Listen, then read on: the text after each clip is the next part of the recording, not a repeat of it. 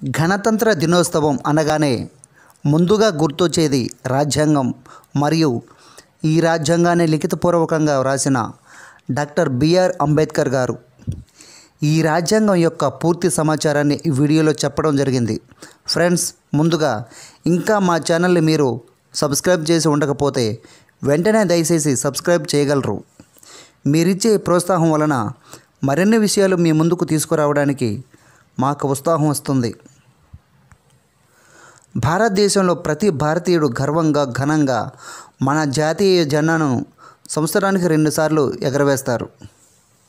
అవి ఎందరో మహానుభావులు, త్యాగమూర్తులు ఎన్నో పోరాటాలు చేసి, ఎందరో ప్రాణత్యాగాలు చేసి దాదాపుగా 200 సంవత్సరాలు తెల్లదొరల చేతిలో చిక్కిన భారతదేశానికి స్వాతంత్రం తీసుకువచ్చిన రోజు అయిన ఆగస్టు 15, 1947న మొదటిసారి భారతదేశ రాజధాని ఢిల్లీలోని ఎర్రకోటపై మన జాతీయ జెండాను ఎగరవేశారు.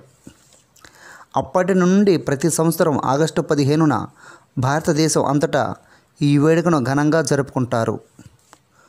భారతదేశంలో రెండవసారి జాతీయ జెండాను ఎగరవేయే సందర్భం చూద్దాం.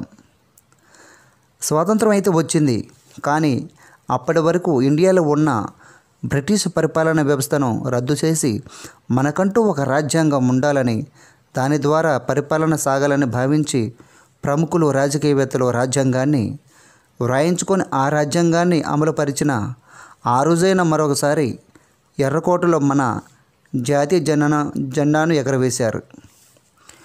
ఆ రోజు 1950 జనవరి 26. అప్పటి నుండి ప్రతి సంవత్సరం జనవరి 26న మన జాతీయ జెండాను రెండవ సందర్భంగా ఎగరవేస్తాము. అయితే రాజ్యాంగం ఏర్పడడానికి సంబంధించిన విషయాలు మరియు ఆ రాజ్యాంగంలోని విశేషాలను ఇప్పుడు చూద్దాం. భారత రాజ్యాంగం భారతదేశానికి సర్వోత్కృష్ట చట్టం. భారత రాజ్యాంగం ద్వారా భారతదేశానికి గణతంత్ర ప్రతిపత్తి వచ్చింది. 1950 జనవరి 26న భారత రాజ్యాంగాన్ని అమలుపరిచిన తర్వాత స్వతంత్ర భారతదేశం సర్వసత్తాక ప్రజాస్వామ్య గణతంత్ర రాజ్యంగా అవతరించింది. ప్రతి సంవత్సరం ఆ రోజున గణతంత్ర దినంగా జరుపుకుంటారు. భారత ప్రభుత్వ నిర్మాణం ఎలా ఉండాలి, పరిపాలన ఎలా జరగాలి అనే విషయాలను రాజ్యాంగం నిర్దేశించింది. శాసన వ్యవస్థ, కార్యనిర్వాహక వ్యవస్థ, న్యాయ వ్యవస్థల ఏర్పాటు, ఆయా వ్యవస్థల అధికారాలు, బాధ్యతలు, వాటి మధ్య సమన్వయం ఎలా ఉండాలో కూడా నిర్దేశించింది. ఇందులోని ముఖ్య విశేషాలు ఇప్పుడు చూద్దాం. రాజ్యాంగ పరిషత్లోని విశేషాలు. భారత రాజ్యాంగాన్ని తయారు చేయడానికి ఒక రాజ్యాంగ సభ లేక రాజ్యాంగ పరిషత్తును ఏర్పాటు చేశారు. ఈ సభలో సభ్యులను పరోక్ష ఎన్నిక ద్వారా ఎన్నుకున్నారు. సభ్యుల కూర్పు ఇలా ఉన్నది. రాష్ట్ర శాసనసభల ద్వారా ఎన్నికైన సభ్యులు 292 మంది. భారత సంస్థానాల నుండి ఎన్నికైన సభ్యులు 93. చీఫ్ కమిషనర్, ప్రావిన్సుల ప్రతినిధులు 4. ఈ విధంగా మొత్తం సభ్యుల సంఖ్య 389 అయింది. అయితే మౌంట్ బాటెన్ యొక్క జూన్ 1947 నాటి దేశ విభజన ప్రణాళిక కారణంగా ఈ సభ్యుల సంఖ్య 299కి తగ్గిపోయింది. రాజ్యాంగ సభ మొదటి సమావేశం ఢిల్లీలో ఇప్పటి పార్లమెంటు భవనపు సెంట్రల్ హాలులో 1946 డిసెంబర్ 9న జరిగింది. మొత్తం 211 మంది సభ్యులు ఈ సమావేశానికి హాజరయ్యారు. అందులో 9 మంది మహిళలు. సచ్చిదానంద సిన్హా సభకు అధ్యక్షునిగా ఎన్నుకున్నారు. Jawaharlal Nehru, Maulana Abdul Kalam Azad, Sardar Patel, Acharya J P Kripalani, doctor Rajendra Prasad, Sarojini Naidu, Rajaji, B R Ambedkar, Tanguturi Prakasam Pantulu, Pattabhi Sitaramayya మొదలైన వారు ఈ సభలో సభ్యులు. 1947 ఆగస్టు 14 రాత్రి రాజ్యాంగ సభ సమావేశమై ఖచ్చితంగా అర్ధరాత్రి సమయానికి స్వతంత్ర భారత శాసనసభగా అవతరించింది. రాజ్యాంగం రాతప్రతిని తయారు చేయడం కొరకు 1947 ఆగస్టు 29న రాజ్యాంగ సభ ఒక డ్రాఫ్ట్ కమిటీని ఏర్పాటు చేసింది. బిఆర్ అంబేద్కర్ ఈ కమిటీకి అధ్యక్షుడు. రాజ్యాంగ సభ యొక్క విశేషాలు చూద్దాం. భారత స్వతంత్ర రాజ్యాంగ నిర్మాణానికి అంబేద్కర్ మరియు బృందానికి పట్టిన కాలం 2 సంవత్సరాల 11 నెలల 18 రోజులు. రాజ్యాంగ సభ 11 సార్లు 165 రోజుల పాటు సమావేశమైంది. ఇందులో 11 రోజులు రాజ్యాంగం రాత ప్రతిపై వెచ్చించింది. రాజ్యాంగ రాత ప్రతిని తయారు చేసే క్రమంలో రాజ్యాంగ సభ ముందుకు 7,635 సవరణ ప్రతిపాదనలు వచ్చాయి. వీటిలో 2,473 ప్రతిపాదనలు పరిశీలించి చర్చించి పరిష్కరించింది. భారత రాజ్యాంగాన్ని 1949 నవంబర్ 26న సభలో ఆమోదించారు. 1950 జనవరి 24న సభ్యులు ఈ ప్రతిపై సంతకాలు పెట్టారు. మొత్తం 284 మంది సభ్యులు సంతకాలు చేశారు. రాజ్యాంగంపై సంతకాలు చేసే రోజున బయట చిరుజల్లు పడుతూ ఉంది. దీన్ని శుభశకునంగా భావించారు. 1950 జనవరి 26న భారత రాజ్యాంగం అమల్లోకి వచ్చింది. ఆ రోజున రాజ్యాంగ సభ రద్దయి భారత తాత్కాలిక పార్లమెంటుగా మారింది. 1952లో జరిగిన మొదటి సాధారణ ఎన్నికల తర్వాత కొత్త పార్లమెంటు ఏర్పడే వరకు ఈ తాత్కాలిక పార్లమెంటు ఉనికిలో ఉంది. రాజ్యాంగంలోని విశేషాలు ఇప్పుడు చూద్దాం. భారత రాజ్యాంగం ప్రపంచంలోని అతిపెద్ద లిఖిత రాజ్యాంగాలలో ఒకటి.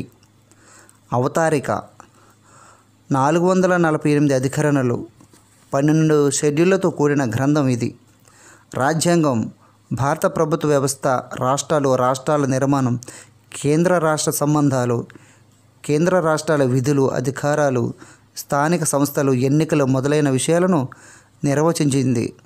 పౌరులకు భారత రాజకీయ వ్యవస్థకు సంబంధించి కింది వాటిని సూత్రీకరించింది.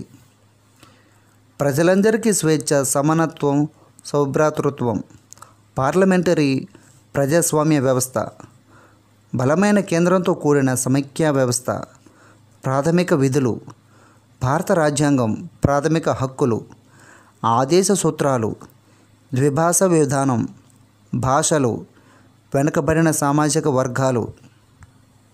అవసరమైనప్పుడు రాజ్యాంగాన్ని సవరించుకోవడానికి వెసులుబాటు కలిగిస్తూ సవరణ విధానాన్ని కూడా నిర్దేశించింది. ఇకపోతే అవతారిక. రాజ్యాంగంలో అవతారిక ప్రముఖమైనది. రాజ్యాంగ నిర్మాణం ద్వారా భారతీయులు తమకు తాము అందివ్వవలసిన స్వేచ్ఛ, సమానత్వం, సౌభ్రాతృత్వం పట్ల తమ నిబద్ధతను, దీక్షను ప్రకటించుకున్నారు.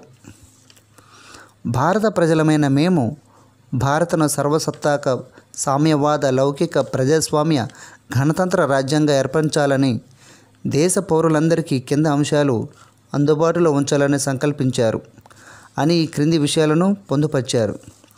న్యాయం, సామాజిక, ఆర్థిక, రాజకీయ న్యాయం, స్వేచ్ఛ, ఆలోచన స్వేచ్ఛ, భావ ప్రకటన స్వేచ్ఛ, మతావలంబన స్వేచ్ఛ, సమానత్వం, హోదాలోను అవకాశంలోను సమానత్వం, సౌభ్రాతృత్వం, వ్యక్తి గౌరవం పట్ల నిష్ఠ, దేశ సమైక్యత, సమగ్రత పట్ల నిష్ఠ. మా రాజ్యాంగ సభలో 1949 నవంబర్ 26వ తేదీన ఈ రాజ్యాంగాన్ని స్వీకరించి ఆమోదించి మాకు మేము సమర్పించుకుంటున్నాము అని వ్రాసుకున్నారు. మొదట్లో అవతారికలో భారత్ను సర్వసత్తాక ప్రజాస్వామ్య గణతంత్ర రాజ్యంగా పేర్కొన్నారు. అయితే 42వ రాజ్యాంగ సవరణలో భాగంగా ఇది సర్వసత్తాక సామ్యవాద, లౌకిక, ప్రజాస్వామ్య, గణతంత్ర రాజ్యంగా మారింది. భారత రాజ్యాంగానికి 1935 భారత ప్రభుత్వ చట్టం మూలాధారం అయినప్పటికీ అనేక అంశాలు ఇతర రాజ్యాంగాల నుంచి గ్రహించారు.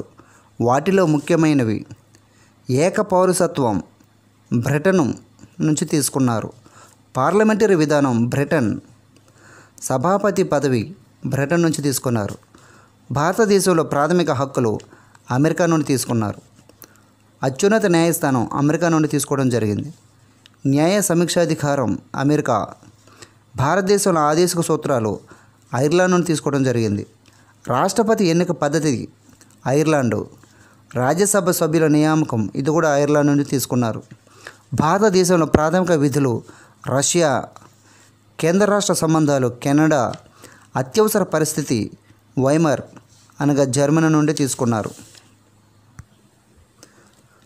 భారత రాజ్యాంగంలోని షెడ్యూల్ గురించి ఇప్పుడు తెలుసుకుందాం. భారత రాజ్యాంగ రూపకల్పన సమయంలో 8 షెడ్యూళ్ళు ఉండగా ప్రస్తుతం 12 షెడ్యూళ్ళు ఉన్నాయి. 1951లో మొదటి రాజ్యాంగ సవరణ ద్వారా 9వ షెడ్యూల్ను చేర్చగా 1985లో 52వ రాజ్యాంగ సవరణ ద్వారా రాజీవ్ గాంధీ ప్రధానమంత్రి కాలంలో 10వ షెడ్యూల్ను రాజ్యాంగంలో చేర్చారు. ఆ తర్వాత 1992లో 73, 74 రాజ్యాంగ సవరణల ద్వారా 11, 12వ షెడ్యూల్ను చేర్చబడింది. అవి ఇప్పుడు చూద్దాం. 1వ షెడ్యూల్ భారత సమైక్యలోని రాష్ట్రాలు, కేంద్రపాలిత ప్రాంతాలు. 2వ షెడ్యూల్ జీత భత్యాలు. 3వ షెడ్యూల్ ప్రమాణ స్వీకారాలు. 4వ షెడ్యూల్ రాజ్యసభలో రాష్ట్రాల, కేంద్రపాలిత ప్రాంతాల స్థానాల విభజన. 5వ షెడ్యూల్ ప్రాంతాల పరిపాలన. 6వ షెడ్యూల్ ఈశాన్య రాష్ట్రంలోని గిరిజన ప్రాంతాల పరిపాలన. 7వ షెడ్యూల్ కేంద్ర రాష్ట్రాల మధ్య అధికార విభజన. 8వ షెడ్యూల్ రాజ్యాంగం గుర్తించిన 22 భాషలు. 9వ షెడ్యూల్ న్యాయస్థానాల పరిధిలోకి రాని కేంద్రం మరియు రాష్ట్ర ప్రభుత్వాలు జారీ చేసిన చట్టాలు. 10వ షెడ్యూల్ పార్టీ ఫిరాయింపుల నిరోధక చట్టం. 11వ షెడ్యూల్ గ్రామ పంచాయతీల అధికారాలు.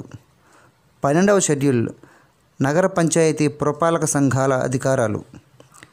ఈ రాజ్యాంగంలో మార్పులకు, చేర్పులకు, తొలగింపులకు సంబంధించిన పార్లమెంటు రాజ్యాంగం అపరిమితమైన అధికారాలు ఇచ్చింది. రాజ్యాంగం నిర్దేశించిన దాని ప్రకారం సవరణలు ఈ కింద విధంగా చేయాలి. పార్లమెంటు ఉభయ సభల్లోనూ సవరణ బిల్లు ఆమోదం పొందాలి. సభలో హాజరైన సభ్యుల్లో 3/2 వంతుల ఆధిక్యత మొత్తం సభల్లో సాధారణ ఆధిక్యతతో మాత్రమే బిల్లు ఆమోదం పొందుతుంది. అయితే ప్రత్యేకించిన కొన్ని అధికరణలు, షెడ్యూళ్లకు సంబంధించిన సవరణల బిల్లులు పార్లమెంటు ఉభయ సభలతో పాటు రాష్ట్రాల శాసనసభల్లో కనీసం సగం సభకు కూడా ఆమోదించాలి. పై విధానాల ద్వారా ఆమోదం పొందిన బిల్లులు రాష్ట్రపతి సంతకం అయిన తర్వాత సంతకమైన తేదీ నుండి సవరణ అమలులోకి వస్తుంది. 2012 ఏప్రిల్ వరకు రాజ్యాంగానికి 100 సవరణలు జరిగాయి. అవతారికలోనూ సవరణ విధానంలోనూ కూడా సవరణలు జరిగాయి. ఫ్రెండ్స్, చూశారుగా గణతంత్ర దినోత్సవం మరియు రాజ్యాంగం గురించి పూర్తి సమాచారం ఈ వీడియో కొందరికైనా అవసరమవుతుందని ఎక్కువ సమాచారంను తెలియపరిచాము. ఈ వీడియో మీకు నచ్చినట్లయితే ఒక లైక్ చేయండి, షేర్ చేయండి, మీ అభిప్రాయాన్ని కామెంట్ రూపంలో రాయండి. Thanks for watching.